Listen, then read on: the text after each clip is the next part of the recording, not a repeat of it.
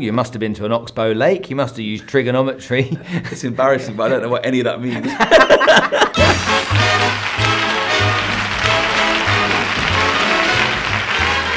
Hi everyone, and welcome to a new show. La la la la la. Right, we've got a new show that's starting. This is the first episode, and this first episode of this brand new show with our special guest that's going to be with us every single week to teach you everything you need to know about real estate sales, real estate knowledge, real estate technical stuff, everything related to real estate, and then tell you his story, share his story, and all this kind of stuff. We're going to be doing it every single week. So give a big round of applause out, audience, please, please, please, for Mr. Lewis Allsopp. Thanks, mate. Thank you very much. How are you? Well, you bigged me up big time there, mate. Everything to know with real estate is me. Are you everything to know about real estate? No, definitely not. I know a little bit there, don't I? You know a little bit? Yeah, a little bit. So tell us about your background, because some of the people might have seen the first interview that I did with you, yeah, and some might not. Okay, yeah. Now they probably were asleep or drunk or something if they didn't see it. Yeah. So you obviously own a business called Allsopp and Allsopp, Yes. which is the biggest real estate brokerage here in Dubai. Proven, yeah. Super successful, doing very well for yourself at a young age. So kind of like to see a lot of my kind of memories, okay, I was seeing through you as well from when I was younger.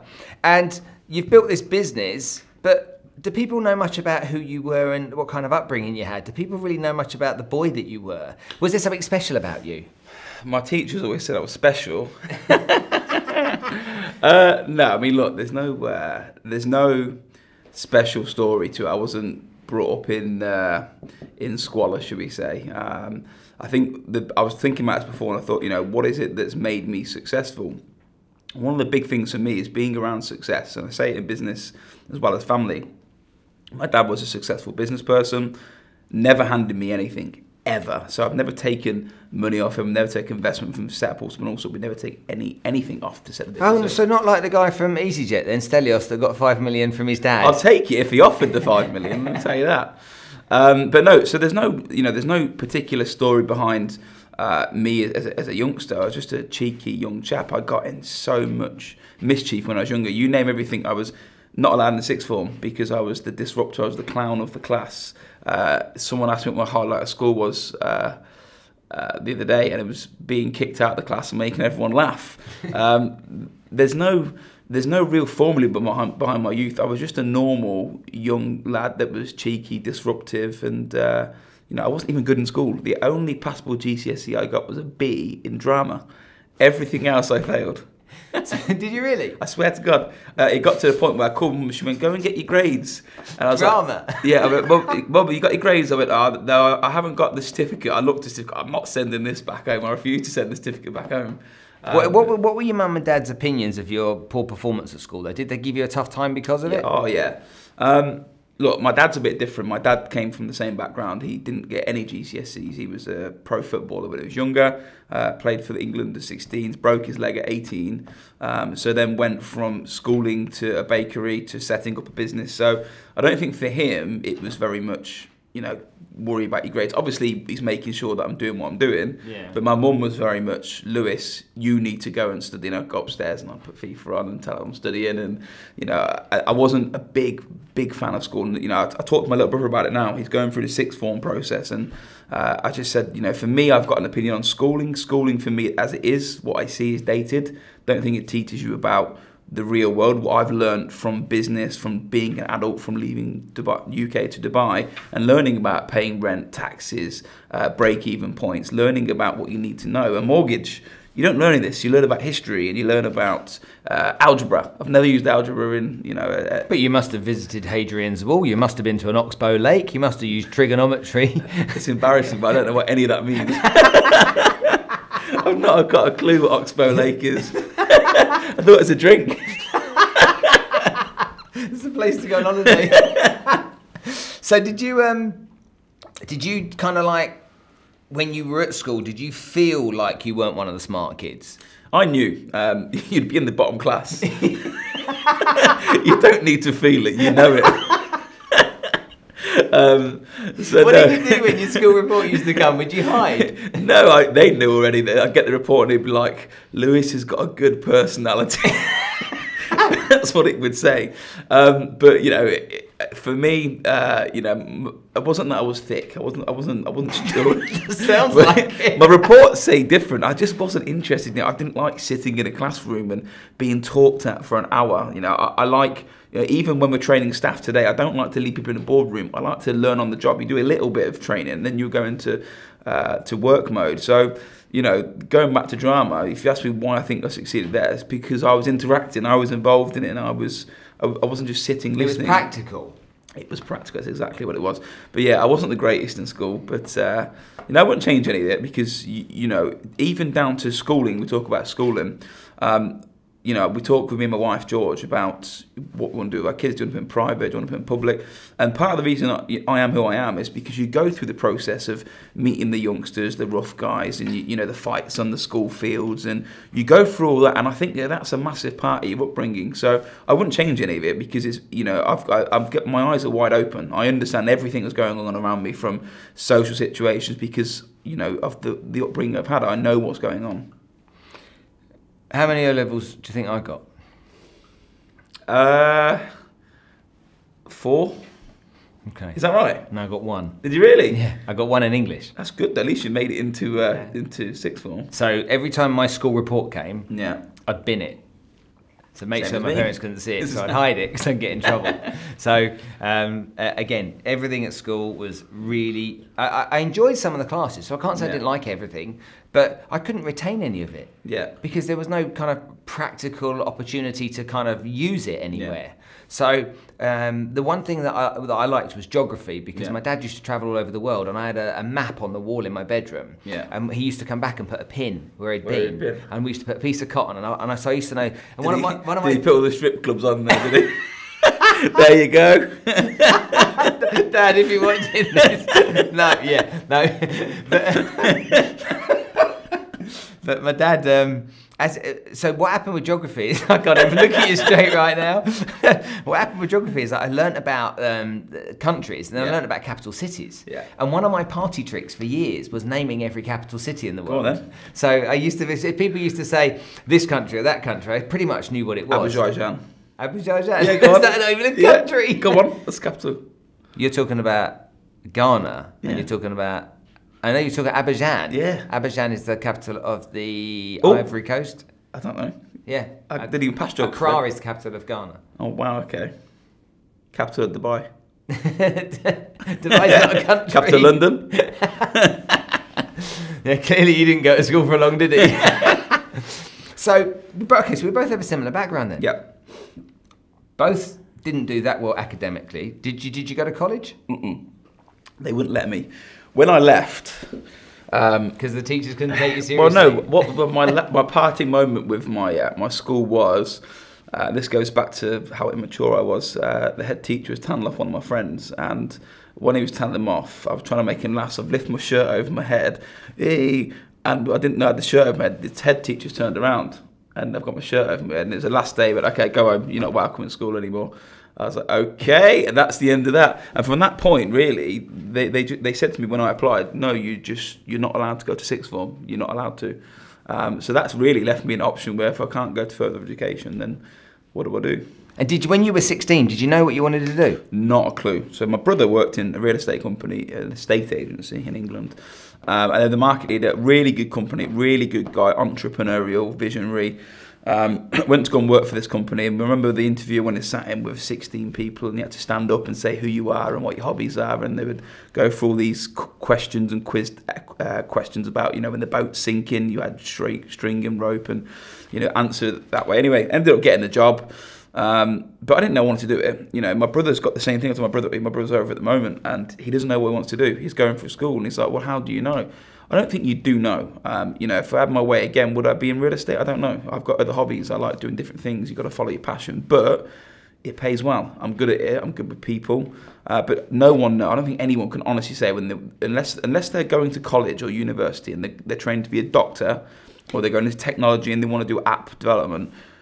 I don't understand the people that go to a university and get a degree in business, because I don't know what a business degree would do in real life, or a degree in writing unless you're going to do novels. So people go down that process, but for me, I don't know what I wanted to do. I had no idea, so I sort of fell into it. If you weren't an estate agent, What would you do? If you could do anything, knowing what you know now, what would you do? For money. For a living, yeah. If you asked me today, if I could go back in time and what would I retrain, I'd be an app developer, a 100% technology. It's boring, but I'm good on computers. I understand it, and I think that if you look at your Ubers, your Deliveroo, all these companies across the world, Deliveroo now is the biggest food delivery company in the world with Uber Eats. Uber, they don't even own cars, but they're the biggest taxis company. Netflix, they killed off Blockbusters. This is all technology, and I think for me, that's where the world is going, and I think it will continue to go that way with amazing stuff. We see GPS. I owed my brother, going back to my brother again, I owed him a taxi the other day, and I'm sitting with you, and I owed him a taxi to send him to the Dubai Mall, and I knew where it was. I knew it was technology just going so far, and I think if I had my way, I'd go and learn about that, and I could still do it now. I think that there's still scope to do it, but that's where the money's at. I'd have been an actor. You'd be good at that. Yeah, I can't. None of that interests me. What tech? If I go back to the beginning of my career, all I wanted to be was a ski instructor. So I was a ski instructor. That's the first thing I did. And if I look now, if I could go back and start again, I'd have either stayed a ski instructor, bizarrely, or I'd have been an actor. I'm good at skiing. Snowplow. That's all I can do. So let's talk real estate. Yes. How do you think the market here is perceived by people? Well, excuse me. So there's two different aspects. In Dubai, you've got your tenants. Your tenants think the market is crashing, and when you say there's a rebound on the price, your tenants are the first people to go, no, there's no rebound, prices are coming down further. You watch the Facebook posts on Arabian Business, and then you get your owners. And your owners thought, well, if the price goes down, I don't really care, but it will come back up at some point. So it depends what angle you're at. I mean, if you're a tenant, to be honest with you, you're wishing the prices come down. You'd love to buy a £5 billion Jumeirah for $1 million dirhams in 5 years, but that's where maybe some people think it will go, where it's not going that way, but I suppose they're wishing for that. So it depends on the angle you're at. The sellers, the way the market is at the moment for me, the perception is that sellers that live here now, they own houses. So they're upgrading or downgrading. So if they have a child and they want a new, bigger bedroom, they'll sell the house, they'll rebuy. But if the prices have come down, it's not just in one area, they'll be able to buy again in another area for a cheaper value. So that's where I see the property market at the moment. For me, it's a cycle of homeowners. There is investment, but for us as a business, I'll say it's 20% investment, 80% end users. Do you think that, because I did a video on this about a year ago. Is it about a year ago? Ammo, was it? When did I do that video about real estate brokers? I did a video about real estate brokers. A year ago. 10 months ago. And all I kept hearing from real estate brokers was negativity. No matter who I spoke to, whether they were sales agents, leasing agents, they were just literally, the general consensus was very negative. And I'm like, what kind of impact do you think your negativity has on the market, folks?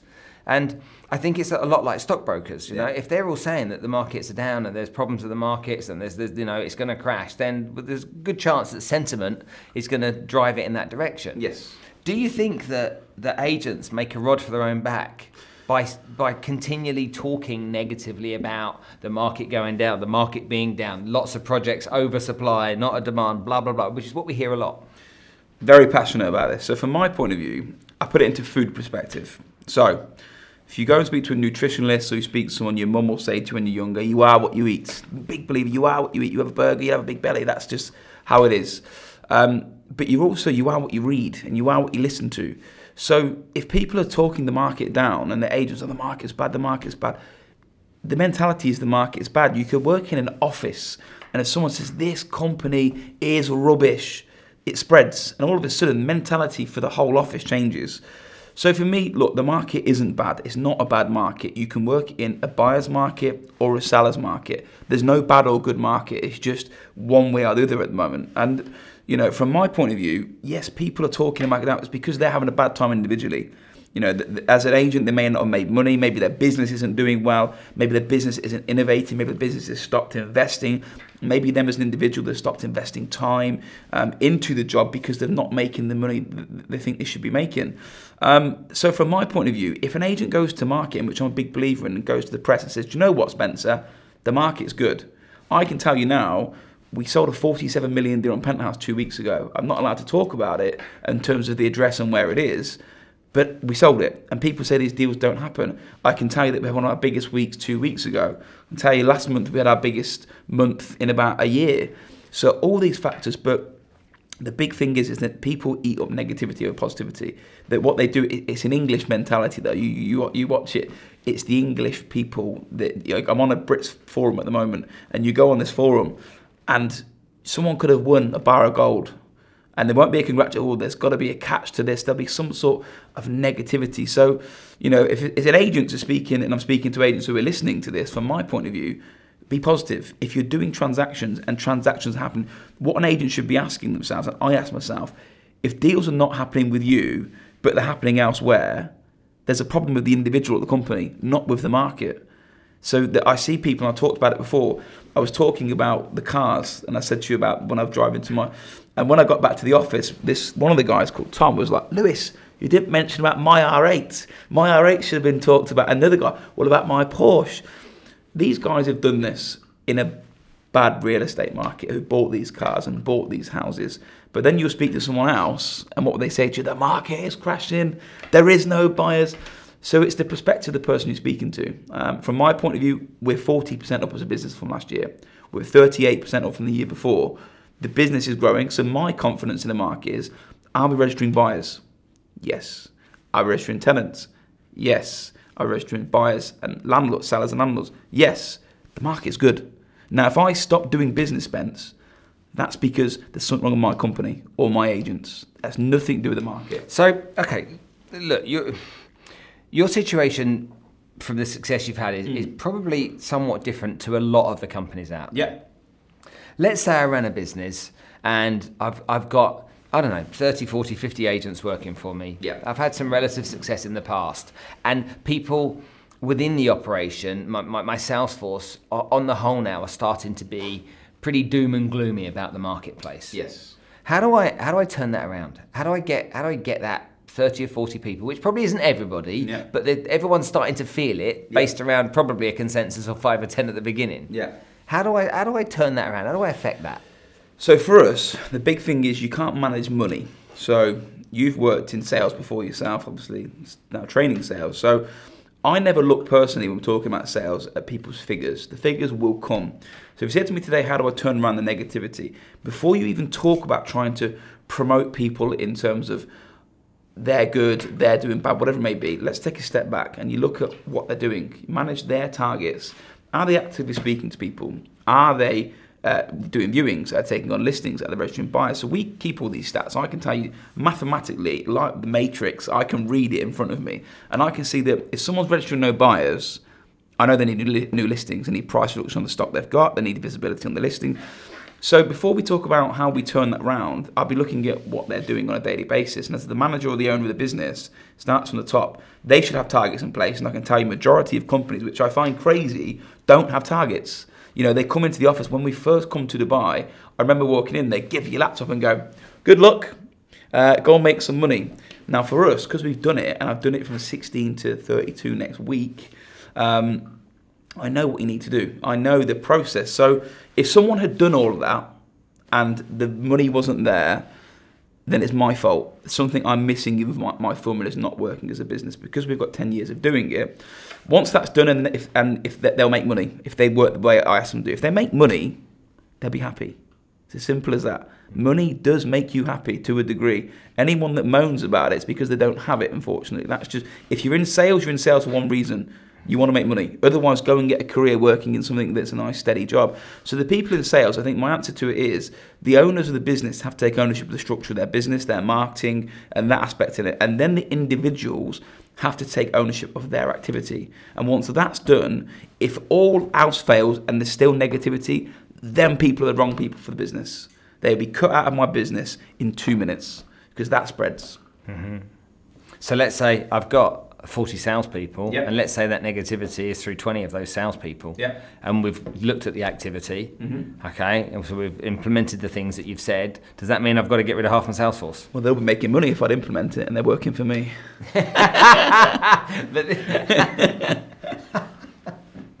Oh, we're gonna have a load of this going on, aren't we, over the course of the next 10, 20 episodes or whatever it is. there are guys that own businesses out there. Yes. That their egos are way bigger. Yeah. Okay, than they need to be. Agreed. They believe that they are worth or worthy, or their value is maybe more than it needs to be, and they're not humble enough to implement change. You know, I speak to companies about sales training, and they're like, we have got the expertise within our office, okay, in sales training. We know how to train our staff. And I'm like, well, why are you not hitting your numbers then? And rather than to put their hands up and say, yeah, you're probably right, okay, what happens then is there's further ego, bigger bravado. I'm a great salesperson, and I've built this company. What can you possibly teach me? Yeah. And I find that really concerning, not for me, because guess what? I made my money a long time ago. I haven't got to worry. Yeah. Okay, I find it really concerning for them. Yeah. Because whether we're in real estate, and we're focused on that right now, but whether you're in real estate or not, if you're in business and you're business, at the end of the day, why are you in business?